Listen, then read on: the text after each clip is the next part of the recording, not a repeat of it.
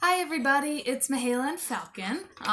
Yes, coming at you from our living room, and I am here to give you basically a cap off, or not quite a review session, but just to basically cap off and tie up some loose ends from class and give you some information that you will most likely need on your final exam next week. So, listen up, and this way you have a video that you can watch as many times as you want, and please let me know if you have any questions, or you can let Jane know as well. So the first and most important thing that I wanted to talk about, and I do have notes here so I will be looking down periodically, the first and most important thing I wanted to talk about was just to make sure you guys remember and clarify the puppy development windows, of which there are four really important ones. So, 0 to 2 weeks is our neonatal period. This is where the puppies don't really have their senses, closed eyes, closed ears, and they basically, all they do is nurse and go and crawl around, and they're super cute, and they're just basically little nuggets that are useless. And so for this neonatal period at 0 to 2 weeks, the primary influence on the puppies is the mother, and the mother only. Okay, this, for example, is when a bitch will imprint whining on the puppies. And really the only thing that can influence them at this point is their mother, because that's the only thing they're interacting with, really, besides for nudging their litter mates around a little bit. Okay, so that's 0 to 2 weeks, neonatal period. The next period is 2 to 4 weeks. This is the transitional period for puppies. This is where they start to see and hear, where their senses start to come online.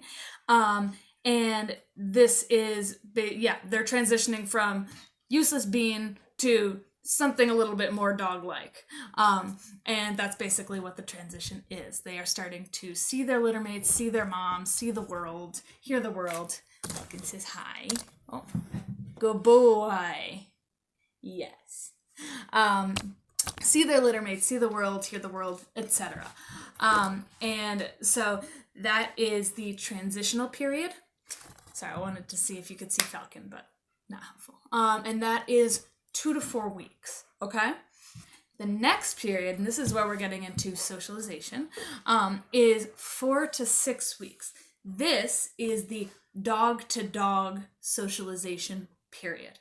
Okay, very important that you know this. It's the dog-to-dog socialization period. And this is where the puppy is learning to interact with its litter mates, its mother, and it's learning dog body language, dog-to-dog communication, and pack structure. And so this is extremely important for the dog as it grows up. This is where it first learns all of those really important social skills that are going to be very crucial for it as it ages. So again, 4 to 6 weeks is the dog-to-dog socialization window. And the bitch and the puppy's litter mates are the primary influence on the dog during this window. So the next window is between 4 to 12 weeks, so it does overlap.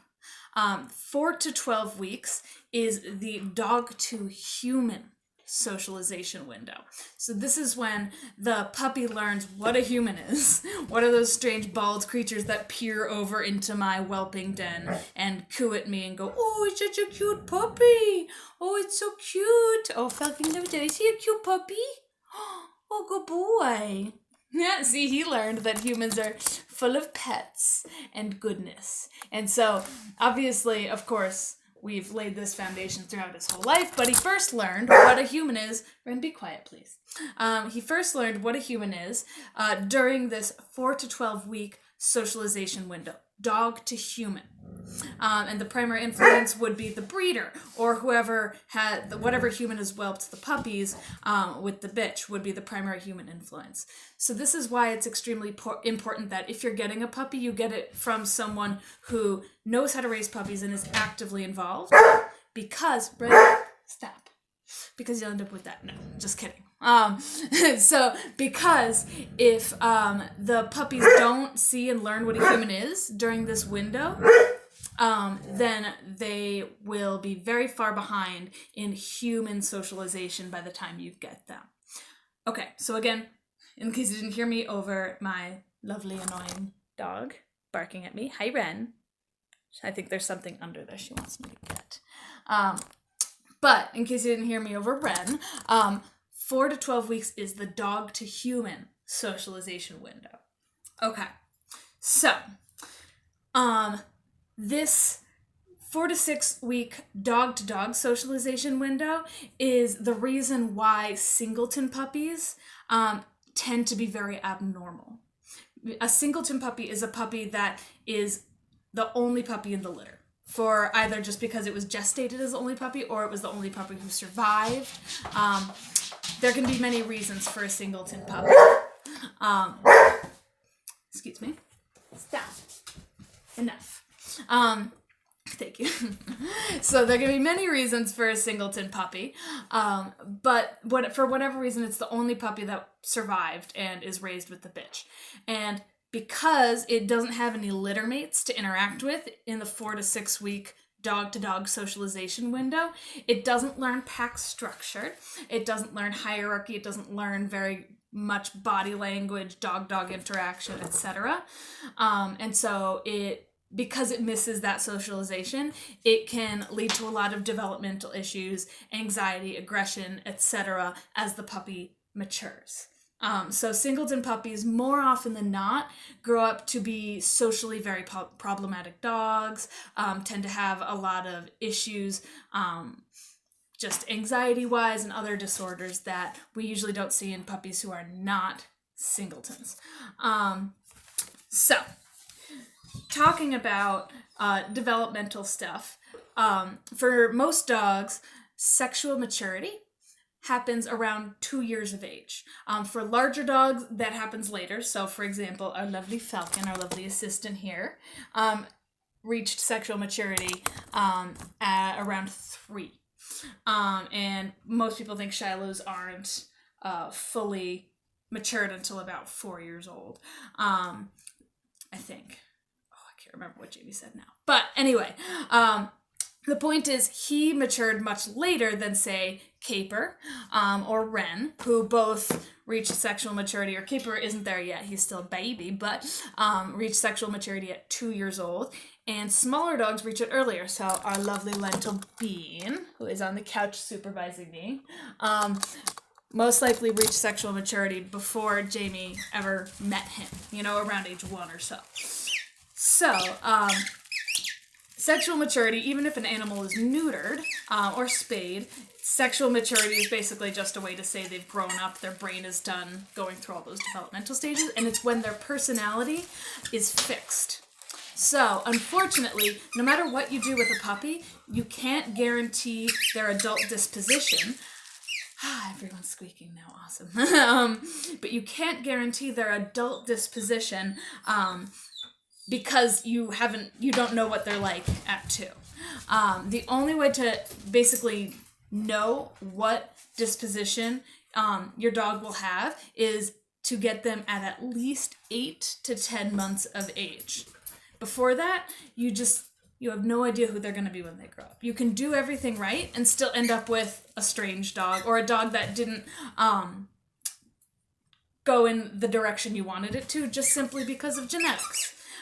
So if you want to adopt a dog or get a dog with a known set personality and disposition, you want to get your dog at least 8 to 10 months of age. This is what I did when I was looking for my dog, Ren. I adopted her at a year old. I was looking ideally for a 2-year-old because, like I said, that's when they're absolutely set in their ways. But when I met her at 1, I knew she was basically going to be what I saw. And she has been the dog that I met at 1-year-old and that I've wanted. So a lot of people will say, Caper, please stop. A lot of people will say that it's all in how you raise them. And while it is important how you socialize a puppy and raise it and work with its socialization period and all of that, genetics are a thing and it does matter. And they will develop certain personality traits based on their genetics regardless of what you do. So again, you don't know an adult dog's disposition till at least 8 to 10 months of age. Yes. So now, out of developmental periods. Well, actually, we should talk about the window of opportunity, which Jamie, I'm sure, has told you a ton about.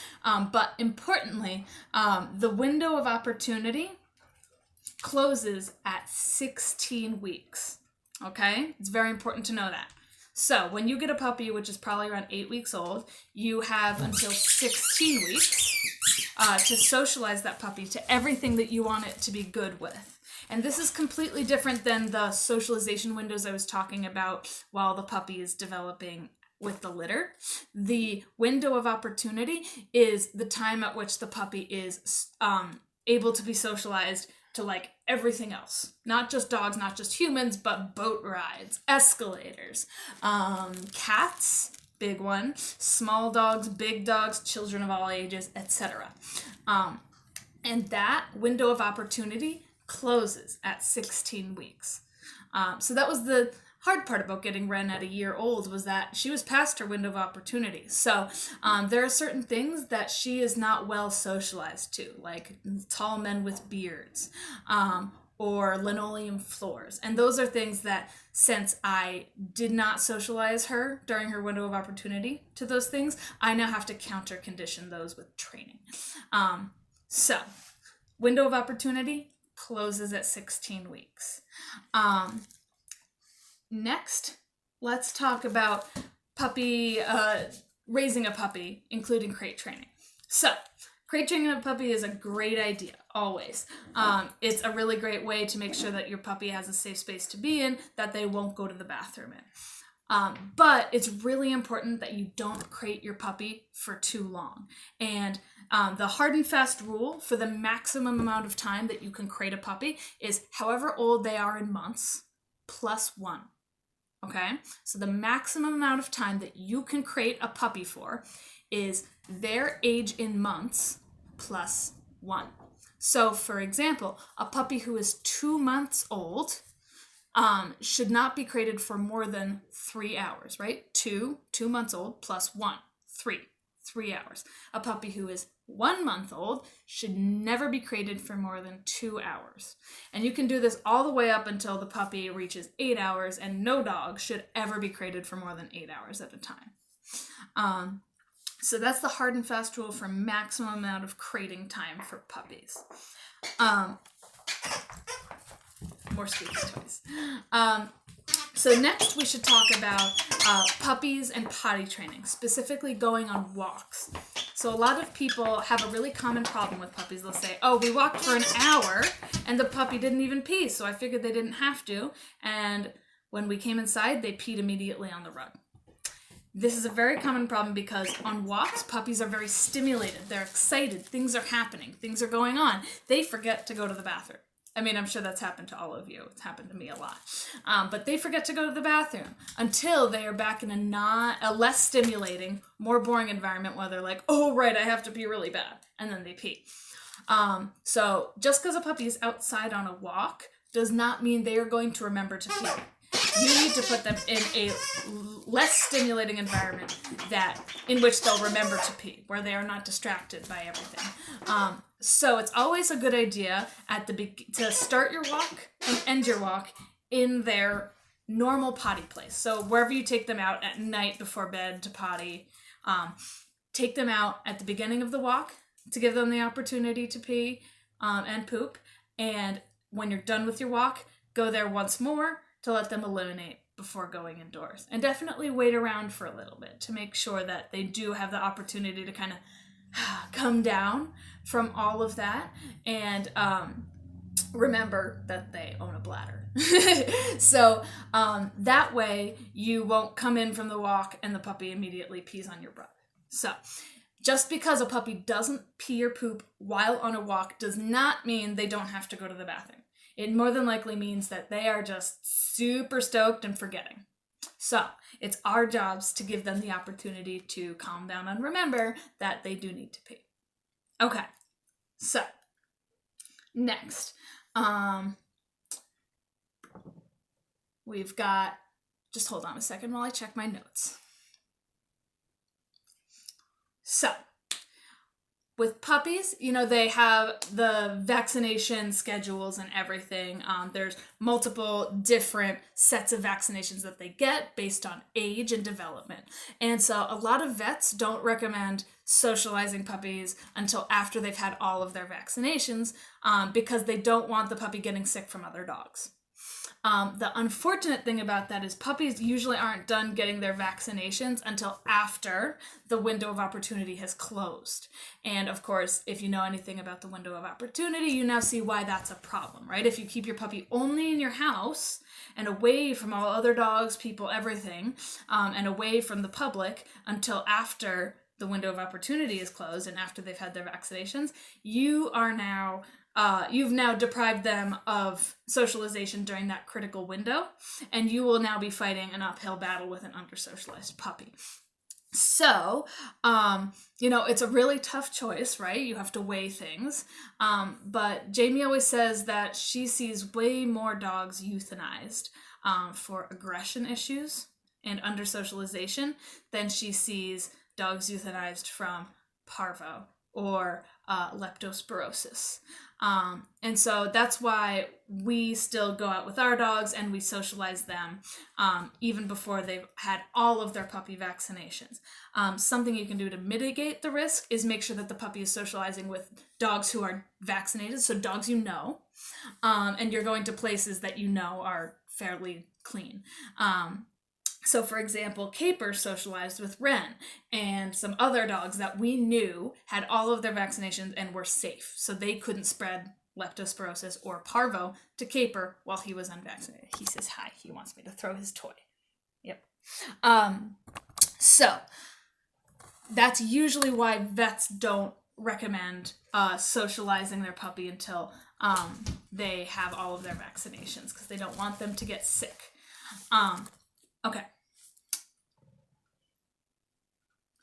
When you are puppy proofing your house, you want to make sure that you remove everything from the floor that isn't for a puppy, that up to about 12 to 24 inches, so 1 to 2 feet off the floor. So, for example, this table right here in the living room is not, all the stuff on it is accessible to a puppy and not necessarily something that we want puppies touching and poking and grabbing. So we would either remove everything from that table or we just shut the gate so that the puppy has no access to it. So, so this room or this kitchen area looks way different. I'll take you on a beautiful tour. But this kitchen area, when we are puppy proofing, looks extremely different. So, for example, we still have all the dog beds on the ground and everything. Thank you for modeling, Falcon. But we would block off that. We would we'd keep the rugs so that the puppy could walk around. We would make sure that everything was off of those shelves over there. We would keep these toys on the ground because they are appropriate items for the puppy to chew. The puppy would probably learn to stay away from the wood stove. There we go. But yeah, most of the things in this room are fairly puppy-proofed with some exceptions. Okay, so you want to make sure when you have a puppy and you're puppy-proofing your area that you block off anything that you don't want them chewing that is not at least 12 to 24 inches above the ground. So that way, if it's something you don't want them chewing, if it's 12 to 24 inches above the ground, they can't access it. That's the whole point. In order to make sure that the puppy is successful, you want to make sure that they simply don't have access to the things that are inappropriate items for them. And you want to make sure that they have lots of access to things that are appropriate items. That way they never chew anything inappropriate and they grow up only knowing that what is an appropriate item to chew. So, 12 to 24 inches above the ground for anything you don't want the puppy to chew while you are puppy proofing. Okay. With gestation, in bitches. It's important that you know that the average length of gestation in bitches is about 63 days. So a little over 2 months. Yeah, that's just a good thing for you to know. Now let's talk about behavior issues in dogs. So, important to know the common displacement behaviors and pre-bite signs. Okay? So, first off, are displacement behaviors. There are 4 major ones. And each dog develops their own as well, but there are 4 major displacement behaviors that all dogs use. Yawn, or a partial yawn, still one. A shake off, random sniffing, so sniffing the ground, and because cause and effect, they've walked over that area before, not sniffed, and now they're sniffing. It's probably displacement sniffing. 4th is scratching, so especially scratching at their collar area. So again, the 4 displacement behaviors are yawn, shake off, sniffing, and scratching. And then, so those are those things that tell you that a dog is uncomfortable. How do you know when a dog's going to bite you? The biggest tell, usually, is when a dog freezes. So there are lots of pre-bite behaviors that you already know from the PowerPoint. But when a dog is getting ready to bite someone, a dog or a human, or another thing, they freeze, right? Otter says hello. So the dogs freeze. And this, oh, hello, say hi there. There she is. They're zooming. So, a freeze tells you that the dog is about to bite someone or something. Okay? That's a very important one to know, and one that you will see a lot on these online videos that people are now doing when they get in their dog's faces with peanut butter or whatever. You can see the dog give way a lot and then freeze and then bite. So, freezing tells you that a dog is about to bite someone or something.